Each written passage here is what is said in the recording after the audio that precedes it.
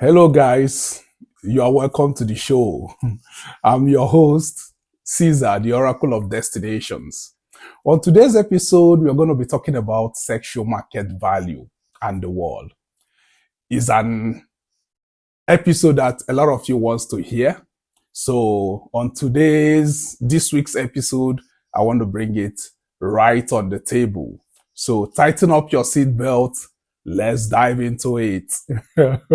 So what is sexual market value?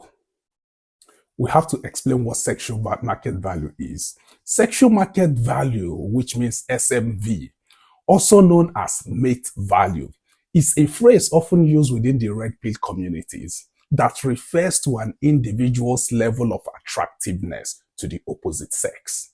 Now that we have explained sexual market value, then what determines an individual's sexual market value? Individuals compete within the sexual marketplace by enhancing their SMV, sexual market value. Now that we have determined the priorities of both genders when it comes to sexual market value, now we have to explain the peak of both genders in this same SMV. Men peak around the ages of 40. The attraction cues of both men and women, which stems from our evolutionary history, ultimately determines their respective SMV. Men prioritize fertility, thus they look for signals of youth and health, which therefore determines a woman's SMV. Women prioritize security, thus they look for signals of strength and recourse, which therefore determines a man's SMV. The sexual market value peak for men and women. Man's SMV peaks around the age of 40, since that is the age when he is most capable of providing what women want, which is security. On the other hand, a woman's SMV peaks around the age of 20 to 25. Since that is the age when she is most capable of providing what a man wants, which is fertility. This is why men tend to date women who are younger than them, and women tend to date men who are older than them. It is important to note that SMV should not be confused with personal worth. SMV is how much others value you. Personal value is how much you value yourself. I think this concept has bettered what we know today as the wall. Now that I've mentioned about the wall, so now what is the wall for women? The wall is the moment of truth when most women realizes that the time they thought was on their side, as it was during their early 20s, was based on their elusive perception that the partner they may desire will still be accessible once they pass their prime is no more. The thinking is, what's the rush? I'm young and vibrant, and life is full of opportunities to explore.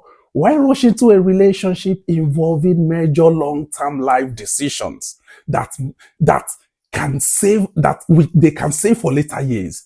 Those later years seems to creep up on these women sooner than they expected, along with the discovery that the potential high-value men of their caliber are either married, divorced with no inclination to commit again, or won't prioritize a relationship with these women above other life goals they deem more important. The dating pool that existed when they were in their prime has evaporated into the summer heat of men are not open to commitment. And those left to choose from are in their Peter Pan stage, where they want to enjoy their option, that is, they don't want to grow up anymore.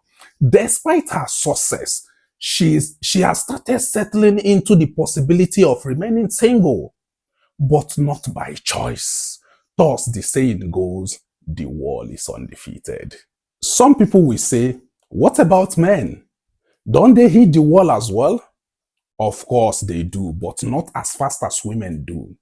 As the popular quote that says that a man ages like fine wine, he gets better with age, while women ages like milk.